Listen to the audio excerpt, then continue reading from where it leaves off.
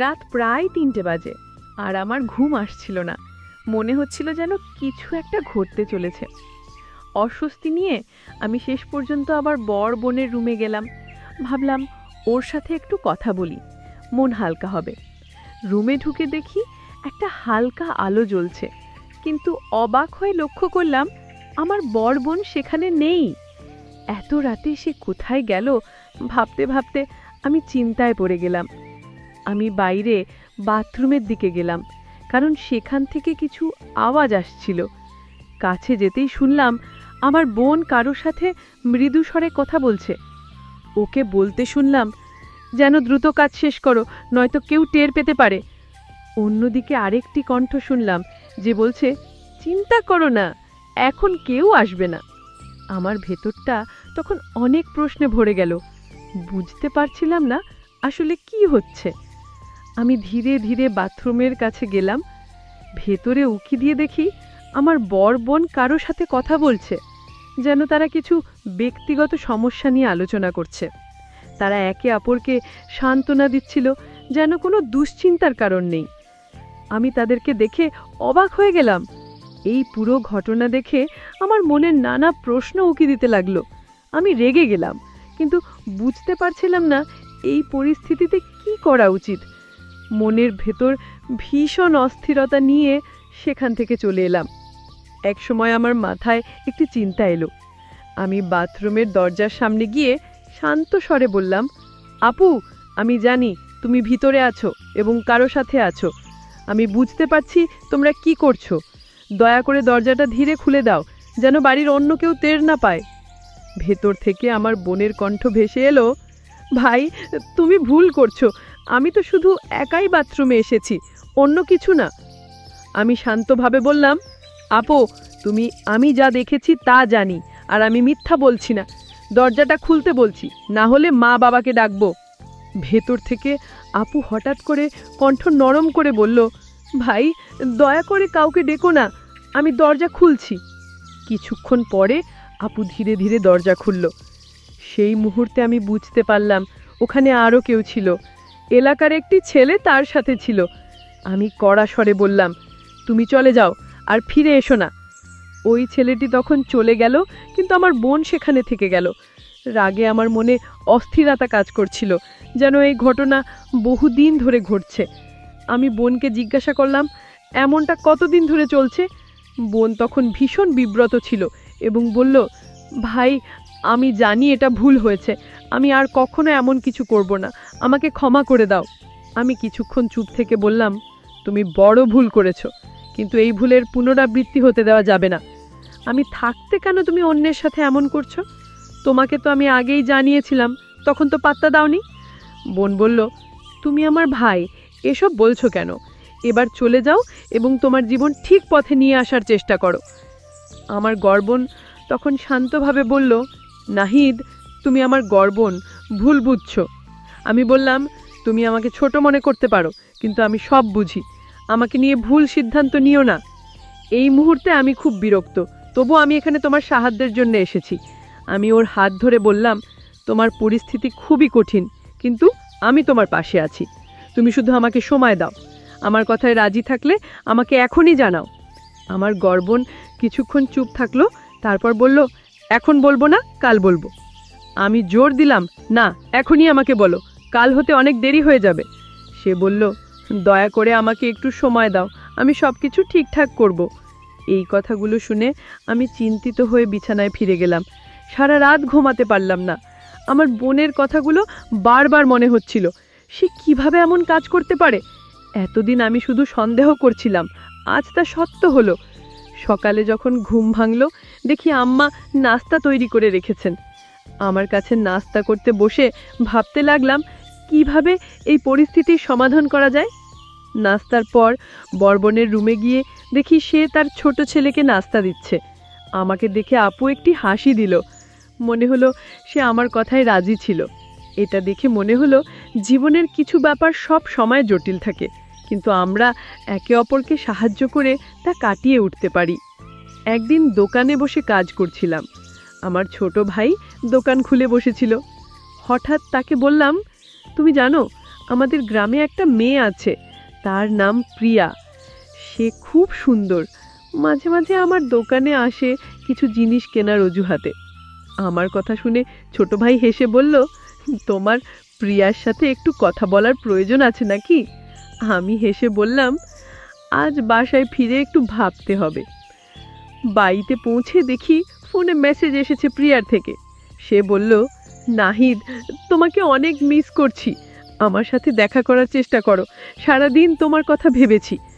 আমি উত্তর দিলাম, আমিও তোমাকে মিস করছি, কিন্তু এখানে গ্রামের পরিবেশে সহজে দেখা করা যায় না। প্রিয়া তখন বলল, আমার কাছে একটা ভালো আইডিয়া আছে। আমি আগ্রহ নিয়ে জিজ্ঞাসা করলাম, কী ধরনের আইডিয়া? সে বলল, তোমার বাড়ির পেছনে আখের জমি রয়েছে, সেখানে দেখা করতে পারো। আমরা সেখানে শান্তিতে কথা বলতে পারবো। সেখানে শুধু তুমি আর আমি থাকবো, কেউ আমাদের বিরক্ত করবে না। এই প্রস্তাবে আমি একটু বিব্রত ছিলাম, কারণ গ্রাম ছোট, সবাই সব কিছু দেখে ফেলে। কিন্তু প্রিয়ার সাথে দেখা করার সুযোগটা মিস করতে চাইনি। প্রিয়া খুব সুন্দরী ছিল এতটাই যে গ্রামের অন্য ছেলেরা সব সময় ওর আশেপাশে ঘুরঘুর করত। আমি ভেবেছিলাম, যদি কিছু বুঝতে পারে তাহলে লোকে অনেক কথা বলবে। তবে আমি প্রিয়াকে বললাম, আমাদের খুব সাবধানে চলতে হবে। আমি চাই না আমাদের সম্পর্ক নিয়ে এখনই কেউ সন্দেহ করুক। প্রিয়া তখন বলল, নাহিদ, আমরা কি অন্য কোনো নিরাপদ জায়গায় দেখা করতে পারি? তোমাকে আমি খুব মিস করছি, তোমার কাছে যেতে চাই। আমার তোমার সাথে কিছু গুরুত্বপূর্ণ কথা আছে। আর হ্যাঁ, পরিবারের লোকেরা আমার জন্য বিয়ের প্রস্তাব খুঁজছে। তারা চায় আমি শিগগিরই বিয়ে করি, আর আমি তোমার কথাই ভাবছি। আমি জানতাম প্রিয়া আমাকে ভালোবাসে, আমিও তাকে ভালোবাসতাম। তবে জীবনে তখন অনেক কিছু করার ইচ্ছে ছিল, তাই বিয়ের মতো বড় সিদ্ধান্ত নিতে চাইছিলাম না। আমি বললাম, প্রিয়া, এখনো আমাদের জীবনে অনেক চ্যালেঞ্জ আছে। আমার দোকান ছোট, আজও তেমন ভালো না। সংসার চালানোর জন্য নিজেকে আগে শক্তভাবে গড়ে তুলতে দরকার। তারপর আমি অবশ্যই তোমার বাসায় বিয়ের প্রস্তাব পাঠাবো। প্রিয়া একটু চুপ করে থেকে বলল, তুমি যখন চাও তখনই করো, কিন্তু জেনে রেখো আমি তোমাকে ছাড়া থাকতে পারবো না। আল্লাহর কসম, তুমি যেভাবেই রাখো আমি রাজি আছি। তার কণ্ঠে ভরসা আর ভালোবাসা ছিল, আর আমিও তাকে সত্যিই ভালোবাসতাম। কিন্তু ভেতরে ভেতরে ভাবছিলাম, জীবনে কতজনই তো বিয়ে করে, তারপর দূরে কোথাও কাজ করতে চলে যায়, আর তাদের স্ত্রীগুলো একা থেকে যায়, অন্য কারোর সাথে গোপনে সম্পর্কে লিপ্ত হয়। তাই আমি প্রিয়াকে বুঝিয়ে বললাম, এখনই তাড়াহুড়ো করো না। আমি চাই আমাদের ভবিষ্যৎটা ভালো হোক। একটু সময় দাও, আমি যখন নিজের পায়ে দাঁড়াবো তখন তোমাকে বিয়ে করব ইনশাল্লাহ, আর তোমাকে আমি আমার সাথে রাখবো সবসময়। প্রিয়া আমার দিকে তাকিয়ে বলল, ঠিক আছে নাহিদ, আমি অপেক্ষা করব। তুমি রাতের বেলা আসবে, আমি তোমার অপেক্ষায় থাকবো। আর একটা কথা, তোমার ছোট কোনো ছবি থাকলে দিও, আমি তা বুকের কাছে রাখবো, যেন তোমার কথা মনে হয় সব সময়। আমি ভাবতে শুরু করলাম, গ্রামের জীবন আর সম্পর্কগুলো যেন এক অন্যরকম বাস্তবতা। প্রিয়া বলেছিল, নাহিদ, আমি তোমার সাথে দেখা করতে চাই। তুমি আমার জন্য একটা ছোট ছবি নিয়ে এসো, যেন সব সময় তোমার কথা মনে হয়।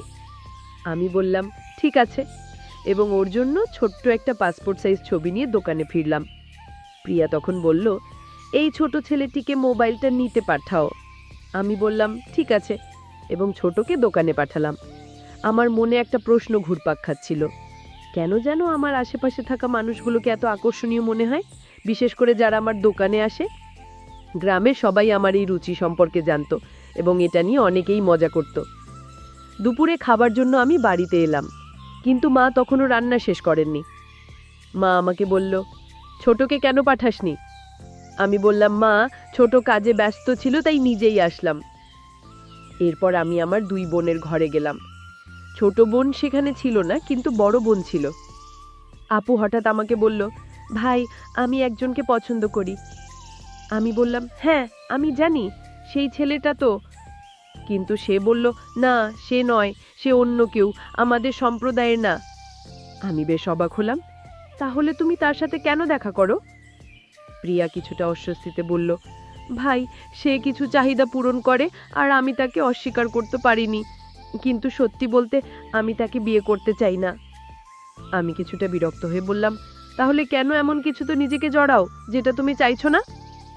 প্রিয়া উত্তরে বলল, ভাই, আমি আসলে অন্য একজনকে পছন্দ করি আর আমি তাকে বিয়ে করতে চাই, কিন্তু সমস্যাটা হলো সে আমাদের সম্প্রদায়ের নয়, মা বাবা এটা মেনে নেবেন না। আমার মনের মধ্যে চিন্তার ঝড় চলতে লাগলো। আপু যে এইভাবে একটা সম্পর্ক নিয়ে এত সিরিয়াস হয়ে উঠেছে এটা ভাবতেই পারিনি। সে আমাকে বলল, ভাই, মা বাবার সাথে কথা বলো, আমি তাকে বিয়ে করতে চাই। আমি বললাম, প্রিয়া, এই ধরনের বড় সিদ্ধান্ত খুব সাবধানে নিতে হবে। তুমি ভেবে দেখেছো তো ভবিষ্যতে এটা কি রকম প্রভাব ফেলতে পারে? আমার মনে প্রশ্ন উঠল, এখন আমরা কিভাবে ভাবছি যে আমাদের পরিবার থেকে কাউকে অন্য কারো হাতে তুলে দেব? এটা কখনোই সহজ সিদ্ধান্ত না। আমি বললাম, ঠিক আছে, আমি মা বাবার সাথে কথা বলবো, কিন্তু আমার কথাটা শুনতে হবে। কিন্তু সে বলল, না ভাই, আগে কথা বলো, তারপর অন্য কিছু চিন্তা করো। আমি বললাম, দিদি, দয়া করে এই বিষয়ে এখনই এত তাড়াহুড়ো করো না, সময় লাগবে। তুমি আমাকে আজকে সময় দাও, পরে আমরা মিলে সব ঠিক করব। সে মেনে নিল এবং বলল, ঠিক আছে, তবে একটা শর্ত আছে। আমি তাকে প্রতিশ্রুতি দিলাম যে আমরা মা বাবার সাথে কথা বলবো, তবে যাতে সবাই মেনে নিতে পারে। সে আশ্বস্ত হয়ে বলল, ঠিক আছে ভাই, আশা করি সবকিছু ঠিকঠাক হবে। আমি জানি। এদিকে আমি তাকে বললাম, আজকের দিনটা একটু শান্ত থাকো, যদি দেখা করতেই হয় তাহলে পরে দেখা করো, আমি সারা রাত অপেক্ষা করতে পারবো। সে বলল, ঠিক আছে, আমি রাত 1টায় আসবো এবং কিছু সময় তোমার সাথে কাটাবো। এই গল্পের দ্বিতীয় পার্ট চাইলে কমেন্টে জানাও, তাহলে দ্বিতীয় পার্টটি দিব। গল্পটা কেমন লাগলো জানাতে ভুলবে না। আরও মজার মজার রোমান্টিক গল্প শুনতে চাইলে ভিডিওটি লাইক, শেয়ার এবং চ্যানেলটি সাবস্ক্রাইব করতে এবং বেল আইকনটি ক্লিক করতে ভুলবে না। ধন্যবাদ।